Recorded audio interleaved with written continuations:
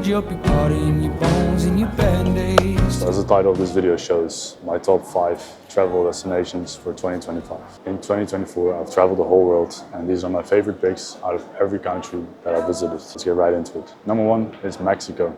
Why I like this place is because it has a ton to offer. I visited Cancun, Tulum, and a little part in Yucatan in the jungle.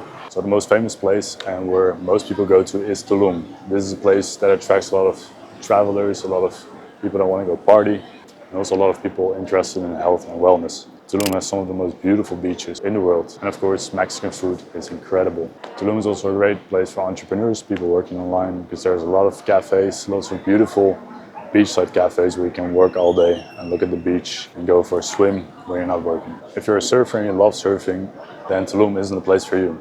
In Mexico, there is a place called Puerto Escondido. I haven't been yet, but I've heard it is great surfing, and it probably has the same Mexico vibe as Tulum. Food, weather, that kind of thing. So Mexico is on number 1. On number 2, we have Bali, Indonesia. Now, this is a place a lot of travelers go to. One thing you should definitely do when you're in Bali is rent a scooter or a car and drive around the island. Bali is quite small compared to other islands, but it has so much to offer. Bali is a place for all kinds of people. It's for travelers, for entrepreneurs, for yogis, for people who are interested in health and wellness. Bali attracts literally anyone, I believe.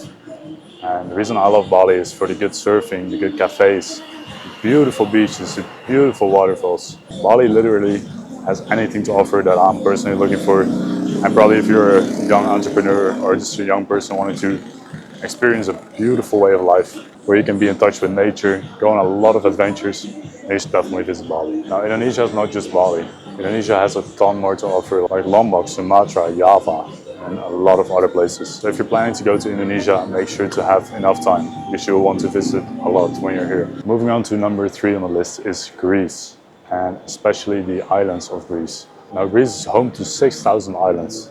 So you'll probably not be able to visit them all in your lifetime. What I found is that every Greek island is different, but somewhat similar. The culture is very similar, the food is similar, and the vibes in general are pretty similar.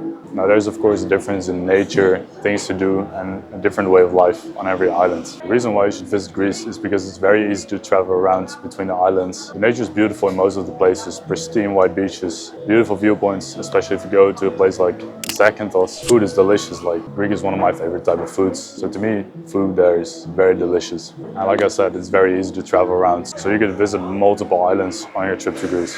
On number 4, and this is my absolute favorite place to travel to, is Hawaii in the United States. And some people would be surprised of that fact that Hawaii is part of the United States, but it is. Hawaii is a state in the United States. Hawaii is made of 7 different islands, and today we'll talk about Oahu and Kauai. These are the islands that I visited, and I can tell you about them. So Oahu is home to Honolulu, which is the capital of Hawaii. This is a major city. It's not like the Hawaii that you maybe picture with the beautiful beaches and the aloha spirit, which still lives there. But this is a huge city. It's like Miami on a tropical island. So be aware of that. If you're visiting Honolulu, that is not super chill and it can get busy. Now, still the aloha spirit lives there.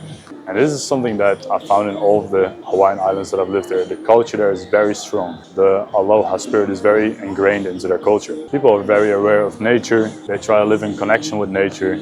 Food is very healthy there, what I found. Now in Oahu, there's amazing surf. Oahu is home to the famous pipeline, which is on the north shore of Oahu. And this is a famous wave where a lot of people from around the world travel to, where there's big wave surfing for professionals. So if you're a beginner, don't go to the pipeline. A lot of competitions happen here every year. And if you're into that, then you should definitely check out when that is, so you can watch some of those. I'm sure it will be incredible. And Oahu is not just Honolulu. Outside of Honolulu, there's a lot of quiet and less busy areas. And the second place I visited on Hawaii is Kauai. Now, if I had to pick between one or the other, it would be Kauai, because Kauai is even more beautiful than Oahu. If you're looking at photos of Hawaii, you'll probably find some photos of Kauai, because Kauai has those famous, I don't know how to describe it, those mountain sides with the beautiful landscape. That's what you're probably thinking of when you're thinking of Hawaii. I'm pretty sure Jurassic Park was filmed in Kauai.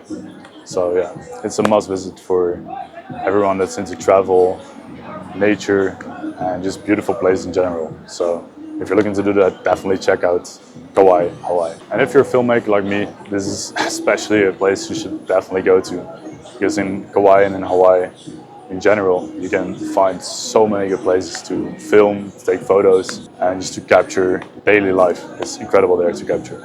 So check that out. Making our way down to number 5 on the list is the Dolomites in Italy. If you're someone that loves hiking, then you should definitely check out the Dolomites in Italy. Now this is a famous place where people go to hike, and the Dolomites has a lot of hikes where you can walk through the mountains and there's beautiful views everywhere. What I would recommend is either renting a car or driving your own car to the Dolomites, because that's the easiest way of transport there. I only stayed here for a couple of days. I think it was 3 days where I stayed here in the Dolomites, and that's definitely not enough. I would recommend staying at least a week because you want to see everything that is there, because the Dolomites is pretty big. I believe it is made up of east and west, and both sides have a lot of things, a lot of hikes and other things to offer. Now, if you're not a fan of hiking, then I would consider the other places on the list. But if you do love a good hike, a good place in nature, then Dolomites is definitely for you. I'm curious to see what your favorite travel destination is, or if you visited any of these places already. So put it down in the comments, and thank you so much for watching, and I'll see you on the next one. Take care of the blood that you love.